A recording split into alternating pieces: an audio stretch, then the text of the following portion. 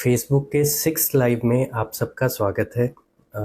5 live अभी तक हम कर चुके हैं और आज 6th है। आप सभी का सपोर्ट और कहीं ना कहीं ब्लेसिंग्स हैं कि कॉन्टिन्यूस हम लोग लाइव सेशंस हर थर्सडे को 3 PM कर पा रहे हैं। आई थिंक सही दिख रहा है। थोड़ा सा आज मौसम बड़ा गर्म है यहाँ पे और मैं एक मीटिंग थी, जस्ट अभी अभी पहुँचा ही हूँ। 2-3 मिनट थोड़ा सा ऊपर हो गए।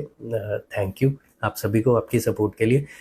अभी तक थोड़ा सा एक जर्नी को हम लोग डिस्कस करते हैं कि किस तरह की हमारी जर्नी रही, क्या क्या हमने डिस्कस किया है। सबसे पहले हमने जो बेसिक पहला जो लाइव सेशन था फेसबुक पे अभी इस सेशन में, वो था cracking the code, how to truly understand your target market. तो टारगेट मार्केट पे हमने बात की थी। उसके बाद अगला जो हमारा सेशन था that was sales pitch success, जहाँ पे हमने बात की कि टर्निंग कन्वर्सेशंस इनटू कन्वर्जन्स। फिर हमने सोशल मीडिया मैजिक की बात की कि ऐसी क्या स्ट्रैटेजीज़ हैं जो हमारे ब्रांड को तेज़ ग्रो करती हैं। फिर हमने बात की building a strong brand identity, sales funnel optimisation. अभी पिछला हमारा लाइव सेशन था, 5th था। और आज का जो हमारा लाइव सेशन है that is building customer loyalty. तो आप सबको एक बात मैं बता दूं कि मंडे टू फ्राइडे 8:30 AM हम लोग यूट्यूब पे लाइव जाते हैं। अगर पॉसिबल हो पाए तो आप ज़रूर हमें यूट्यूब पे ज्वाइन कीजिए।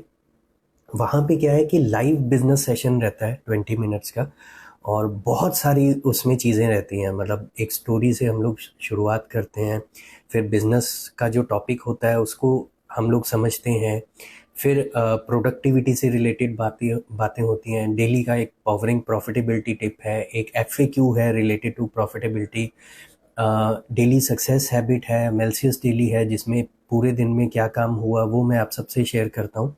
तो एक इंटरेस्टिंग सेशन रहता है, ज़रूर आप ज्वाइन कीजिएगा। अब वापस आ जाते हैं आज के टॉपिक पे, बिल्डिंग कस्टमर लॉयल्टी। हम जैसे हर सेशन एक स्टोरी से शुरू करते हैं, तो आज का भी सेशन एक स्टोरी से ही शुरू करते हैं। बात करते हैं जो हमारा मेन कैरेक्टर है दैट इज़ राज। तो राज भाई साहब एक हैं उन्होंने क्या किया कि एक इको फ्रेंडली प्रोडक्ट्स का ऑनलाइन स्टोर शुरू किया और खूब सारा एडवर्टाइजिंग में, मार्केटिंग में पैसा लगाना शुरू किया।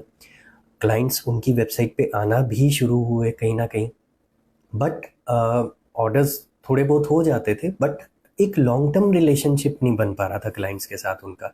जो एक बार आ गया वो दोबारा ऑर्डर नहीं दे पा रहा था। लॉयल्टी, कस्टमर लॉयल्टी नाम की कोई चीज़ ही नहीं थी। तो वो बहुत ही दिक्कत में थे कि यार मेरा एडवर्टाइजिंग एंड मार्केटिंग में इतना खर्चा हो रहा है और मेरे को कुछ भी नहीं बच पा रहा। क्योंकि ऑनबोर्ड करना हो किसी क्लाइंट को तो डेफिनेटली आपके एफर्ट्स, आपका पैसा, आपकी एनर्जी जाती है, और जब कुछ मिलता नहीं वापस तो डेफिनेटली वो पिंच होता है। तो फिर जैसे लाइव सेशन हमारा है वैसे एक लाइव सेशन उन्होंने अटेंड किया। हम ये मान लेते हैं कि चलो हमारा ही सेशन उन्होंने अटेंड किया। तो फिर उन्हें समझ आया कि कस्टमर लॉयल्टी कितनी इंपॉर्टेंट है, क्योंकि अभी तक वो ध्यान नहीं दे रहे थे उस चीज़ पे, कस्टमर लॉयल्टी पे। वो बस अग्रेसिवली मार्केटिंग, एडवर्टाइजिंग उसी सॉरी चीज़ पे फोकस कर रहे थे। फिर जब लाइव सेशन से उनको समझ आया कि नहीं भाई, कस्टमर लॉयल्टी बहुत इंपॉर्टेंट है। क्यों इंपॉर्टेंट है? एक तो रिपीट बिजनेस आता है हमें, दूसरा कस्टमर हमारा ब्रांड एम्बेसडर बन जाता है। वो हमारे ब्रांड के लिए खड़ा है हमेशा ही, वो हमारे ब्रांड को रिकमेंड करता है। तो वो बहुत इंपॉर्टेंट फैक्टर होता है। वर्ड ऑफ माउथ हमारा फैलता है कहीं ना कहीं, थर्ड पॉइंट। और चौथा, हमें रेफरल ज़्यादा आते हैं। तो ये जब चीज़ें उन्हें समझ आई कि यार ये तो बहुत एक अच्छा चंक हो सकता है बिजनेस ग्रोथ में और मैं इसको निगलेक्ट कर रहा हूँ, तो इमीडिएटली उन्होंने कस्टमर लॉयल्टी के इम्पोर्टेंस को समझते हुए कस्टमर लॉयल्टी को इम्प्लीमेंट करना शुरू किया। और वो लाइव सेशन ही किया कि जिसमें प्रॉब्लम तो बताई जाए बट सोल्यूशन ना बताया जाए। तो वो लाइव सेशन में हमने क्या क्या सोल्यूशन बताए उस पर भी बात करते हैं।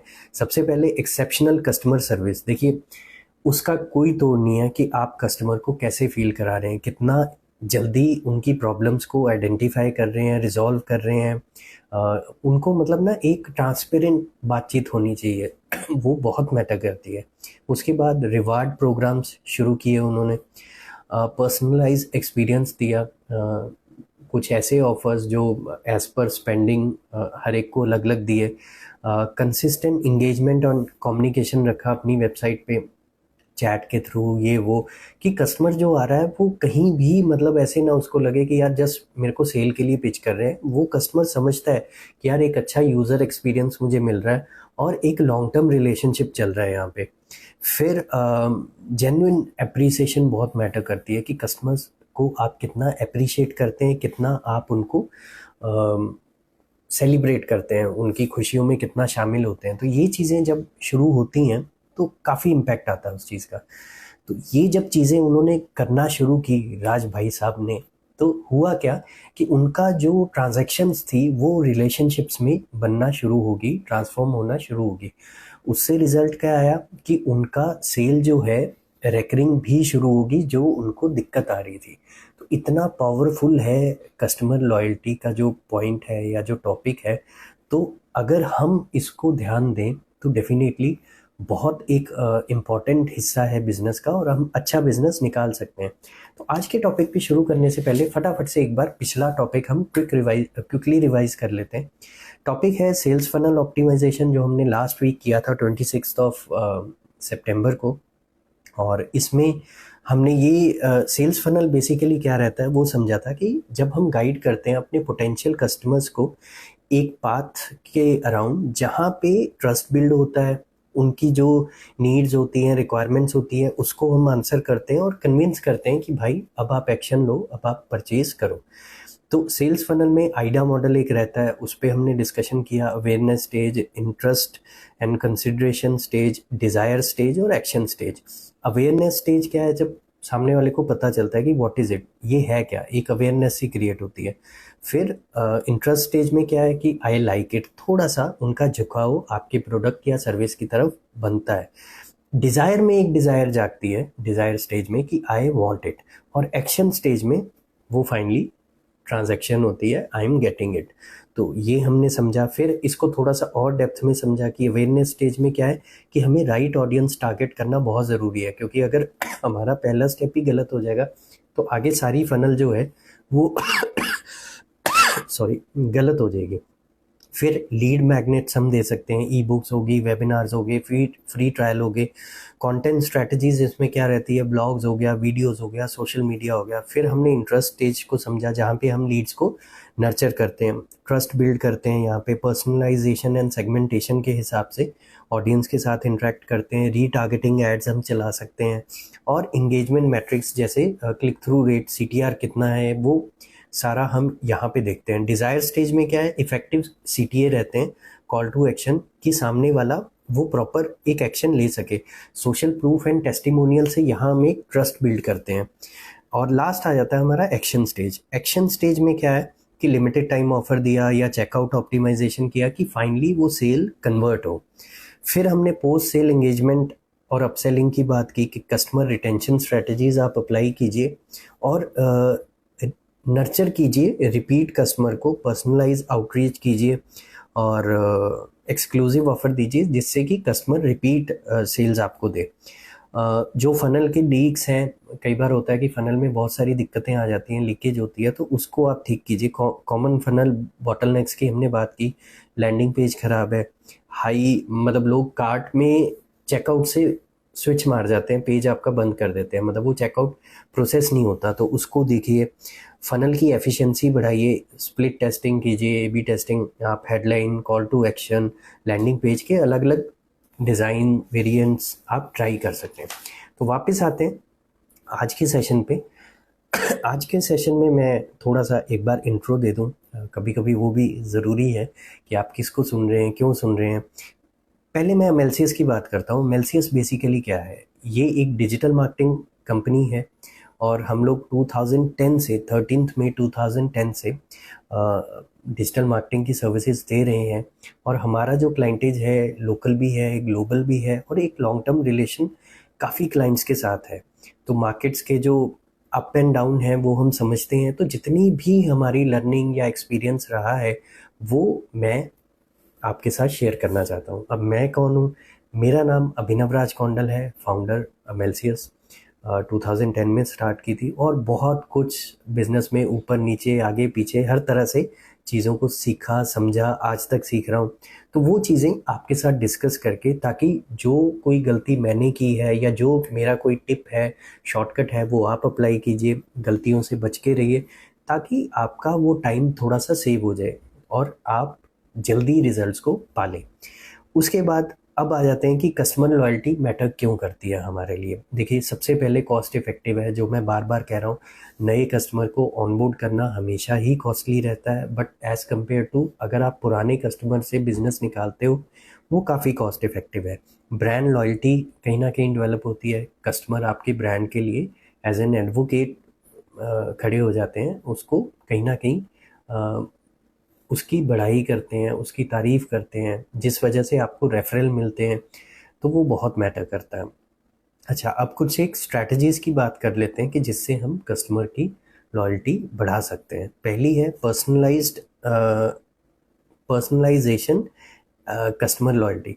देखिए, जितना आप चीज़ों को पर्सनलाइज करेंगे कि सामने वाले को लगे यार ये तो मेरे ही लिए ही बात हो रही है, तो वो कहीं ना कहीं एक कनेक्ट बैठेगा। उसके बाद consistency in quality and service, कि आप क्वालिटी को मेंटेन रख रहे हैं, ऐसा नहीं कि आप उसको कभी गिरा रहे हैं कभी उठा रहे हैं, एक स्टैंडर्ड मेंटेन रहे। और सर्विस आपकी बहुत प्यारी हो, किसी को कोई दिक्कत आ रही है तो इमीडिएटली वो आपको कांटेक्ट कर सके, आपसे बात कर सके, ये चीज़ें बहुत मैटर करती हैं। लॉयल्टी प्रोग्राम एंड रिवार्ड्स आप इंट्रोड्यूस कर सकते हो कि कस्टमर का एक इंटरेस्ट बना रहे कि हाँ देखो मेरे को ये बेनिफिट हो रहा है। Then active engagement and communication, कि आप एक्टिवली इंगेज कर रहे हैं कस्टमर के साथ, कम्युनिकेट कर रहे हैं, तो सामने वाले को पता है यार कोई दिक्कत आ रही है या कुछ है तो मैं इनसे बात कर सकता हूँ, मैं चीज़ें शेयर कर सकता हूँ। फिर एक वाओ एक्सपीरियंस, कि कस्टमर को एक सडन डिलाइट, एक सरप्राइज, एक जिसको कहते हैं खुशी का पल आप अगर दे देते हो, तो वो एक वाओ एक्सपीरियंस कस्टमर को हमेशा याद रहता है, तो वो बहुत मैटर करता है। और एक कम्युनिटी बिल्ड कीजिए, क्योंकि अगर आप एक कम्युनिटी बिल्ड करते हैं तो कहीं ना कहीं आप कस्टमर्स को अपने साथ एक लॉयल वे में जोड़ते हैं। Customer feedback the loyalty booster. अब कस्टमर का फीडबैक हमारी लॉयल्टी को बढ़ाता है अगर हम उसको पॉजिटिव वे में लें और उससे वाकई ही चीज़ों को सुधारा जाए। पहला, लिसनिंग टू कस्टमर। जब कस्टमर फीडबैक दे रहा है तो हमें बहस नहीं करनी, हमें सुनना है। पहले कस्टमर के जो पेन पॉइंट्स हैं उनको समझो, उनके शूज़ में स्टेप इन करो, प्रॉब्लम को वहाँ से देखो। फिर सर्वेज एंड फीडबैक आप ले सकते हो, गूगल फॉर्म से भरवा सकते हो, रेगुलर रहो इस चीज़ में। कॉन्टीन्यूस फीडबैक जब आपके पास आएगा, आपकी क्वालिटी, आपकी सर्विस, हर चीज़ इम्प्रूव होगी। अब बात करते हैं कुछ चैलेंजेस हैं, अगर लॉयल्टी बिल्ड करने में उसको ओवरकम कैसे कर सकते हैं। सबसे पहला चैलेंज आता है नेगेटिव फीडबैक। जब कस्टमर आपको नेगेटिव फीडबैक देता है, उसके लिए आप वही चीज़ मैं बार बार कह रहा हूँ कि हमने बहसना नहीं है, हमने चीज़ों को समझना है कि कस्टमर को क्या दिक्कत आई है, क्या वो दिक्कत जेन्युइन है, उसको इमीडिएटली रिजॉल्व कीजिए और कस्टमर को कम्युनिकेट कीजिए कि थैंक यू, आपने जो हमें फीडबैक दिया था उसके बेसिस पे हमने ये चीज़ की है और ये हमने उसका रिजल्ट आया है। तो इससे क्या होगा कि आप नेगेटिव फीडबैक से जब पॉजिटिव एक्शन डिराइव कर सकते हैं तो एक आपका ग्रोथ का लेवल अलग ही चला जाएगा। इनकंसिस्टेंट सर्विस एक होती है कि कस्टमर एकदम से सर्विस रोक देता है, बंद कर देता है, तो उसके लिए क्या है कि आप कम्युनिकेशन रेगुलर रखिए, एंगेजमेंट रेगुलर रखिए। ये नहीं कि पैसा आया उसके बाद आप गायब।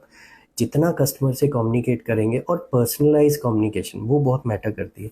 कॉम्पिटिटिव प्रेशर, कि अगर कॉम्पिटिटर आपके कस्टमर के पास पहुंच रहा है और वो अच्छी डील दे रहा है, कस्टमर वहाँ जा रहा है, थोड़ा बहुत आपको एक लॉयल्टी, एक ट्रस्ट बनाना ही पड़ेगा। वो तभी बनेगा जब आप अपनी कॉम्पिटिटिव एडवांटेज को पहचानेंगे, कस्टमर तक वो चीज़ को पहुंचाएंगे।